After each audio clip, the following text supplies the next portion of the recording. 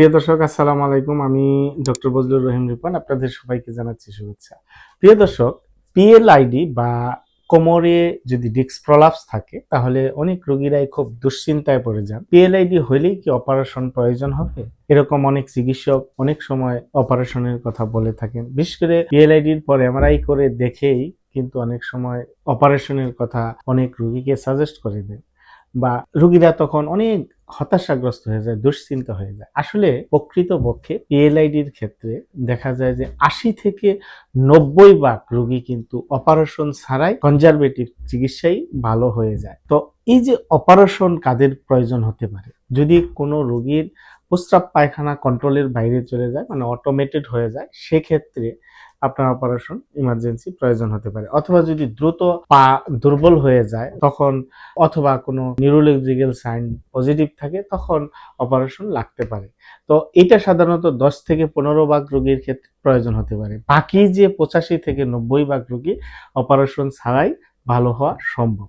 কারণ অনেক সময় দেখা যায় এমআরআই এর সাথে তার ফিজিক্যাল যে উপসর্গগুলি আছে সেগুলির সাথে অনেক সময় মিল নাও থাকতে পারে। সুতরাং পিএলআইডি মানেই যে আপনাকে অপারেশন করতে হবে, বিষয়টি এরকম নয়। বরং গবেষণা বলে অধিকাংশ পিএলআইডির রোগী, অর্থাৎ 85 থেকে 90 ভাগ পিএলআইডির রোগী অপারেশন ছাড়াই সুস্থ হয়ে যায়। তবে এই পিএলআইডি রোগীদের যে চিকিৎসা ব্যবস্থাটা, সেই চিকিৎসা ব্যবস্থাটা যদি পরিপূর্ণভাবে করা যায়, বিশেষ করে ধরেন প্রাথমিক স্টেজে যখন পিএলআইডি হয় তখন অ্যাকুয়েট স্টেজে আপনার নার্ভ অনেক ইনফ্ল্যামড অবস্থায় থাকে, তখন প্রচন্ড ব্যথা থাকে। এই স্টেজে এসে আপনার কিছু ব্যথানাশক ওষুধ খাওয়া যেতে পারে এবং কিছু মাসল রিল্যাক্সেন্ট বা নিউরোপ্যাথিক ড্রাগ নার্ভ রিলেটেড সেগুলি খাওয়া যেতে পারে চিকিৎসকের পরামর্শ অনুসারে।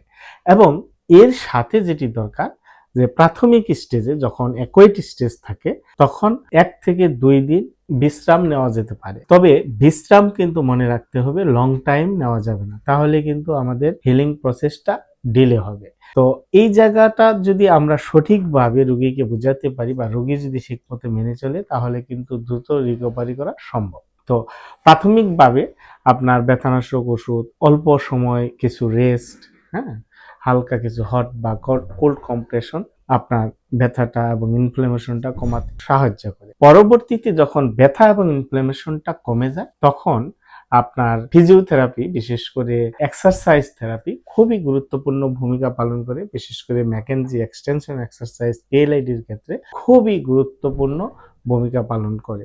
এর সাথে আমরা core muscle strengthening, lumber stabilisation exercise এবং নার্ভ গ্লাইডিং এক্সারসাইজ খুবই এফেক্টিভলি কাজ করে এই পিএলআইডির ক্ষেত্রে।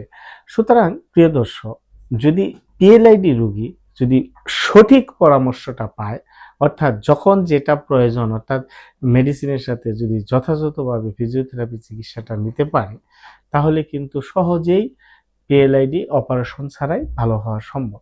এর সাথে যেটি গুরুত্বপূর্ণ সেটি হচ্ছে জীবনযাত্রার পরিবর্তন, অর্থাৎ লাইফস্টাইল মডিফিকেশন। এই লাইফস্টাইল মডিফিকেশন কিন্তু পিএলআইডি রোগীদের জন্য খুবই গুরুত্বপূর্ণ। বিশেষ করে তার অ্যাক্টিভিটি মডিফাই করা, তার বডি পোশ্চার অর্থাৎ বডির ভঙ্গিমাটা কারেকশন করা, দীর্ঘ সময় বসে বা দাঁড়িয়ে কাজ না করা, হ্যাঁ, একটা নির্দিষ্ট সময় বিশেষ করে 30 মিনিট অন্তর অন্তর 1-2 মিনিটের জন্য পজিশনটাকে চেঞ্জ করা, এবং ওজন বেশি থাকলে সেই ওজনটাকে কমানো, তার আর্গোনমিকটাকে কারেকশন করা, এগুলি আমরা যদি সঠিকভাবে মেনটেন করি তাহলে কিন্তু 6 থেকে 8 সপ্তাহের মধ্যেই অপারেশন ছাড়াই আপনার কনজারভেটিভ চিকিৎসার মাধ্যমে আপনার পিএলআইডি রোগী ভালো হয়ে যেতে পারে।